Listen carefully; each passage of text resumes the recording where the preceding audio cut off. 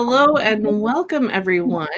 It looks like I'm having some Facebook issues, so I'm going to have to figure that out here. But we are live on YouTube.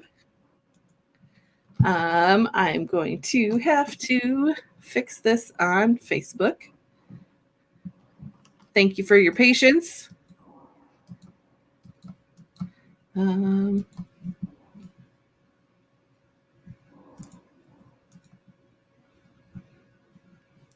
Well, anyway, I'm going to just start here and we'll figure that out in a minute here. And anyway, we'll get it figured out. Flexibility in the times of challenges, right? Yes, Hello. definitely. I believe in that. Yes. So I'm Rachel Pearson. It's nice to see you here today. Thank you for joining us for this live professional learning opportunity where we are going to talk about using Google Forms in a flipped classroom. And I have a very special guest with us today, and I will let Victoria introduce. Oh, wait, over here, Victoria, introduce yourself. Hi, my name is Victoria Lowe. I'm a teacher at the New York City Department of Education, 20 years in the game. And I am a model ELA teacher. What that pretty much means is I have a lab classroom. And so a lot of teachers come into my room. I coach teachers. I mentor teachers. I am a newly Google certified trainer within the past month, I believe it is. The pandemic has caused me to just go out there and find out all this stuff that's going on. One of the things that I'd used Google Forms, but I never really thought about it in the flipped classroom model that they're talking about. And so I started using that, and it's really been effective. So today, I'm just going to get started, and I'm going to talk about using Google Forms in a flipped classroom. So in a flipped classroom, I'm going to share my screen. Sorry, I jumped off too quick. I'm going to share my screen. So in a flipped classroom model, you're really thinking about front loading the lesson. So when they come into the class, okay. So when they come into the class, they're ready to kind of participate and engage in whatever it is, that instruction. Is my screen sharing, Rachel? Just want to make sure that I'm on point with that. Yes, you are good to go. Okay, thank you. And so I start off with my Google Forms. For those of you that don't know, I go to my Drive, I click on New, and I go to a new Google Forms. Just in case you want to know how I got here. And so let's say I was doing a lesson on conflict and story, identifying conflict and story. So I would give it a title. And right here, I want to put my video. I want to front load a lesson on conflict in literature, and I do a YouTube search. And I want to keep the videos short. I want to keep them less than 5 minutes because they're going to engage. And I may have more than one. So this video gives them the lesson about conflict. And so now, based on that lesson, I want to ask some questions on what is the difference between internal and external conflict, right? And so they'll have some options. I'm just going to type in here, type in here, type in here. And so now I might want to ask them a deeper, so that was like a surface level question. And so now maybe I just want them to tell me 2 things you learned from this. Because now I want to see what they learned. Because remembering from the Google form, I'm going to get a spreadsheet. So on the spreadsheet, I'm going to have these responses. So I'm going to know what they learned from this video and if they understand the difference between internal and external conflict. When I have my class the next day, they do this the day before. So before class starts, I already can assign my groups based on their responses to this. And so this is, to me, a basic front loading some information. I can include a video. I can include text. And so if I had a text, I would get a URL link to it, and I would add it there. So this is like a basic, and then I would send it to the kids using the send buttons, and I would email it to them through their Google Classroom or something like that. And so that's that basic form. If I'm sending it out, I want to make sure that my settings are such that right now you see that it's set to my IS 131. If I'm sending it out, I might want to change it.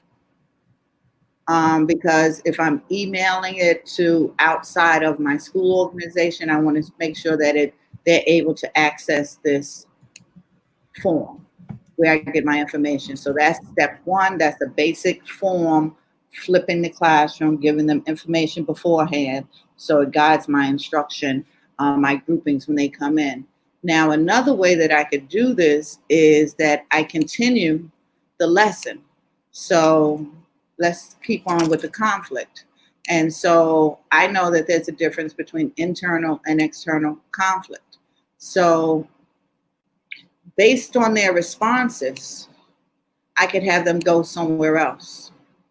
So for me to do that, I need sections. So that first section is all about conflict, identifying conflict. Maybe I want to title this external conflict. So this section will be all about external conflict. And when I'm doing this, because I'm sending them places based on their responses, this is going to be all about internal conflict.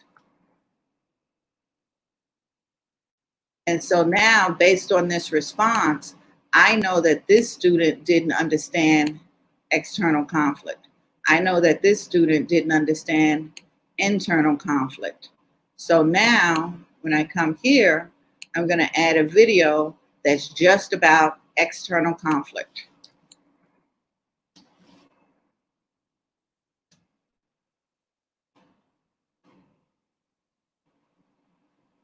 All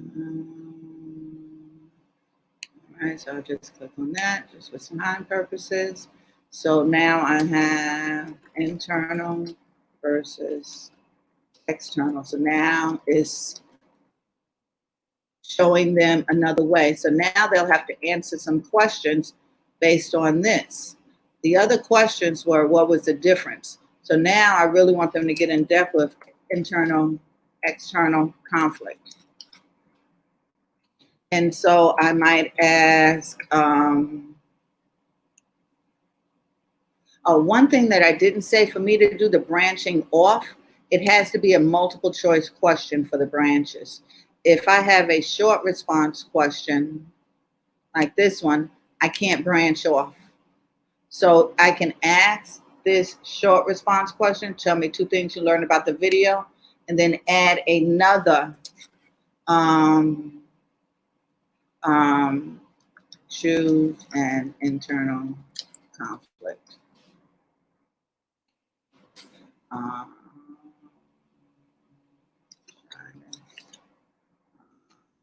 The elements. Okay, and so now I'm able to branch them off somewhere else. I could even send them back up to the top where they have to identify conflict, because now that they've been taught the lesson on internal conflict, they can go back and they can look at it.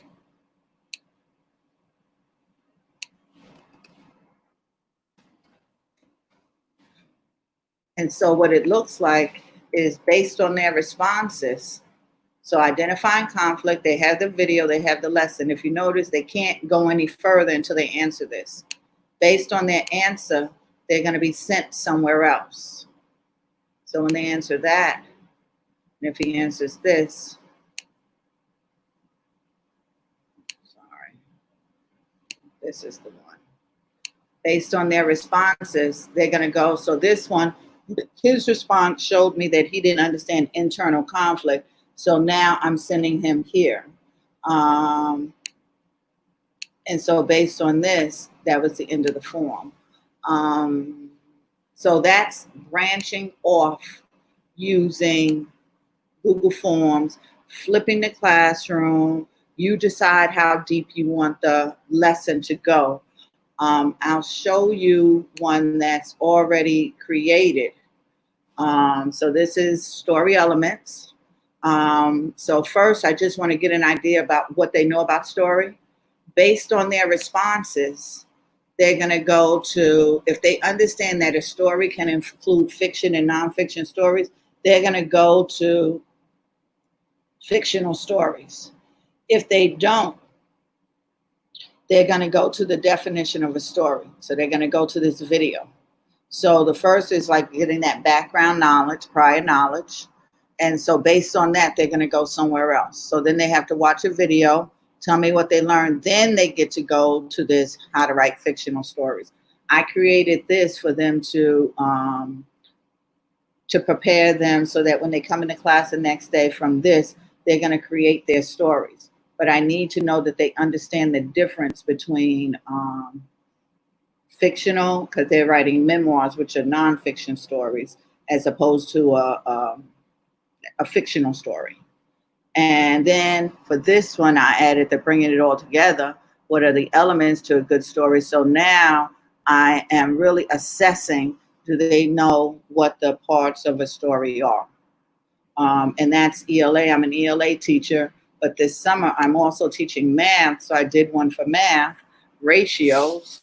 For this one, I front loaded the video on, so for the story elements, I didn't front load the video. I just did background knowledge. For this one, I front loaded the video. And now I'm having them ask questions. The ratio of this is 8 to 2. And so 8 apples to 2 oranges. So if they get it right, they go to a certain section. If they get it wrong, this one, these 2 answers, they're not doing part to part, which is part of the math in this ratio. So now I need them to go to a lesson on part to part because they didn't understand that they were looking at 2 separate parts and not the whole, because the 10 is the total number of fruit. So based on their response, they might have to go here. Some kids are going to skip over this whole section because they get it. So now they watch another part-to-part video, and then they have to answer another question. And so it keeps going. Now the kids are not doing all of these videos. They're only doing the videos based on their responses to the answer. And to get to the responses, it's all about the sections, creating a section for it to be able to jump to, and having multiple choice in those sections to be able to branch off. So the 2 key things to this branching is the sections and the multiple choice, which gives you the opportunity to choose where you want them to branch off to. Okay, and trying to see another one. Is there any feedback, anything from the questions or anything? I do just want to say that we have someone watching us from Kuwait, which still blows my mind every time that we have so many international viewers. So if you are watching from somewhere, well, watching from anywhere, let us know where you're from and we can give you a shout out. That is amazing. So it looks like someone is typing a comment on the Facebook post here. So I'll give it a second or 2 to see if that comes up. Talk a little bit about how, like, what kind of devices, or do you do this? You're expecting students to be doing this at their homes? You're all remote still, is that correct? Yes, we are remote, and the kids would do this at home. So they will get this, and they could do it on their phone. They could do it on the iPad. They could do it on a laptop, desktop, doesn't matter. They could even do it on those gaming systems. I'm finding out now. This is something new I'm learning. The kids are kind of telling me this, and I've seen it online. So as long as they have internet access, they can get to this. Okay, that makes it more equitable that people can access from whatever device they need. Yes. Or yes. whatever they have. Yeah. Yes. And so I make them put in the email address because our students all have their emails. But some forms that I do, maybe I just want to get a feel, an honest feel for where they are without, and so I could do it without the email. And I could see me doing that where it would be a safe space. As an ELA teacher, sometimes some of our topics are the kids might not want to share with their name. So there have been occasions where I've done stuff like this without their names because it still gives me data. It gives me information about where I'm going the next day. Yes. And maybe they'll self-select groups. So let's say we're doing a topic on racism. And so based on their responses, I'll have 4 separate groups, and then they kind of self-select their groups. But the groups were designed based on the responses from the forums. All right, we have a couple more YouTube comments coming in here. This is awesome. We have Andre watching from Liberia in West Africa. I love it. That is awesome. Yes. We have Joyce coming to us from Hawaii. That is awesome. Yes. Okay, it gets even better. Isabel watching from Portugal. Oh, yes. Welcome. Thank you for being here. And then we have Juan from the San Francisco Bay Area. Thank you so much for joining us. Yes. We do have a couple of questions here. Okay. Nicole is asking, do the questions need to be required for this to work? And I'm thinking when she's, forgive me for assuming your pronouns. Nicole is asking, for this to work, I imagine that they mean the branching forms. Does the question have to be required? Yes. For the branching questions, they have to be required. But if it's not a branching question, you don't need it to be required. Okay. Let's see here. So does this automatically bring the students to the sections if they get it correct? So go ahead, Victoria. Yes, it does. So I'm looking at this section now. So this is the app. This is towards the end. So they had a second video. They had a second opportunity to do this math problem. They got it wrong again. So it refers them back to finding ratio. So it sends them back up here to watching another video. But those who finish it, and at some point, once you showed, I give it 2 videos. I just have them go to the end, because now it's just, you know that you need to work with that student. You've tried it 2 different ways. So now you need to work with that student. So then I send them to the end. And this is just me. I use Flipgrid a lot for my exit ticket. So my students know that they need to copy a link to get to the Flipgrid for the explanation. So now I also include that student voice. So this is their opportunity, because the branching can be a little constrictive. And so I still want to give them that opportunity. Maybe I missed something, didn't give them an opportunity to express themselves. So this gives them another opportunity. The other thing that I forgot was in the math, what I also did was, because in math, you need to doodle, you need to show your work. So what I normally do with math is I put in a something where they could take notes for math and for ELA. So I'll have a doc that they click on, and it will take them to a note catcher for when they're doing videos, because on the Google Forms, there's really no place to, by me asking the questions, it closes them in a little bit. And so this opens it back up for those opportunities. Some of the kids use this a lot. Some of the kids skip this part, but it's another tool that they have. For math, I have a link to a calculator there. I have a calculation sheet. so they can do their numbers if they need to, so they could see it. Just another visual. Did I get off track or did I answer the question? You answered the question for sure and gave us even more benefits. I love that note-taking idea, because whatever tool you can give your students to be able to help themselves practice and learn more, it's gonna, some kids might not need it, but for the kid that does, it's gonna be amazing. Right. And so it's just so you can embed things within, even though there's nothing over here that says, oh, embed this, embed that. It says image or video, but you can also just put in a URL link, something for the kids to link to. Mm-hmm. And once you start doing this, the kids become very familiar with it. And if you forgot our note catcher, and I was like, oh, okay, I'll put your note catcher in, because it's just another tool for them to use. Janie, I hope I'm saying that correctly, says, I love the math idea. Used Google Forms extensively during distance learning last year. And I guess if that continues for you, whatever your district decides to do, that is something that this is something you could definitely use as you're moving into remote learning again. However, I've never used the if this answer, then go to this section. So she says, thank you, and can't wait to use that.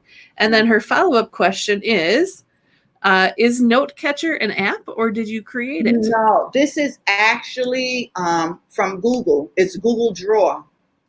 And so I like the Draw because it opens it up. You could use a doc, you could use an Excel sheet, you could do anything that allows you to create a URL, someplace to create a link that they could go to. I've used Jamboard for it.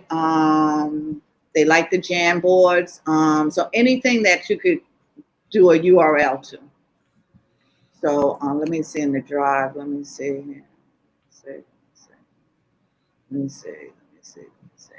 Oh, this is a good follow-up question to that too. Thanks, Nicole. So after students fill in this note catcher, is it up to the student to copy that like into an interactive notebook, or what do you have them do with that once they use it? Do they need to turn it in or show it to you, or what do you have them do? They share it with me, or they share it in their notebook, depending on which course it is. So so now it's theirs, because if you notice, when I clicked on it, it forced them to copy it. And so because I have access, we're in their Google Drive, I could get it there, but it's in their math section of their Google Drive. Mm-hmm.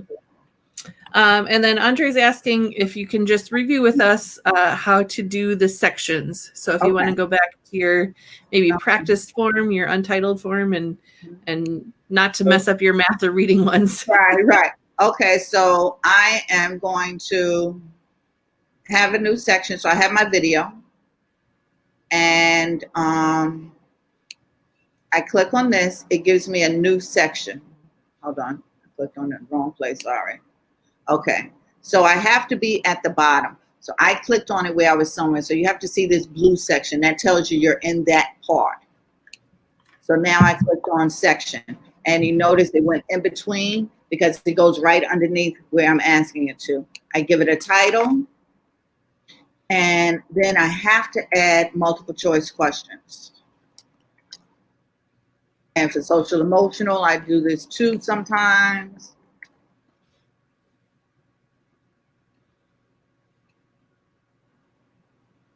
So this could go for any subject area, even social emotional. So now, based on those responses, I click this, go to section based on, it will show me all of my sections. And so I go there. Now, if I'm starting from scratch, I add my sections in. So now, because he's happy, happy section. So planning, you can plan out your sections before you get started. All right, so based on those responses, those are 3 different places I want to take them to. And me coming from a science background, like planning these out, I always want to like draw a flow chart and say, okay, I'm going to start here.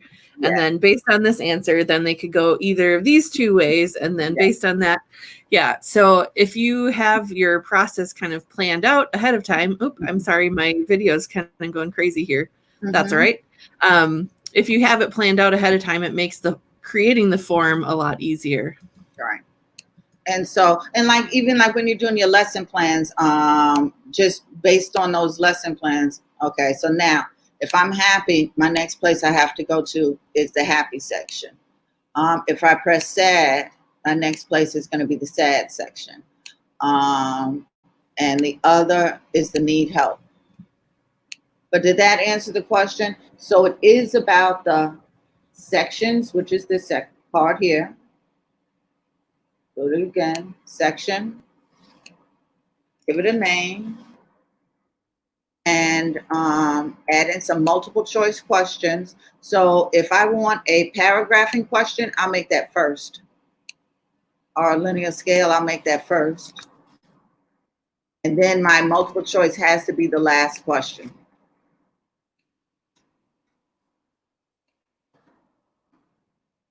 To allow for the branching. So it still gives me freedom where I can give those short responses, but I need that multiple choice at the end to force it to branch off.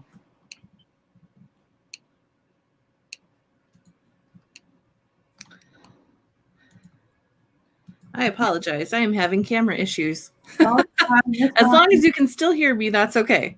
Okay. Any other questions?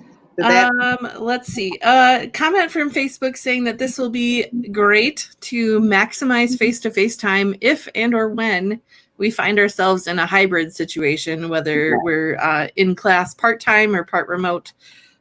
That's definitely a good piece of feedback there too, that even if you're in a hybrid situation or face-to-face, this is good for student-directed learning. Yes, yes, yes.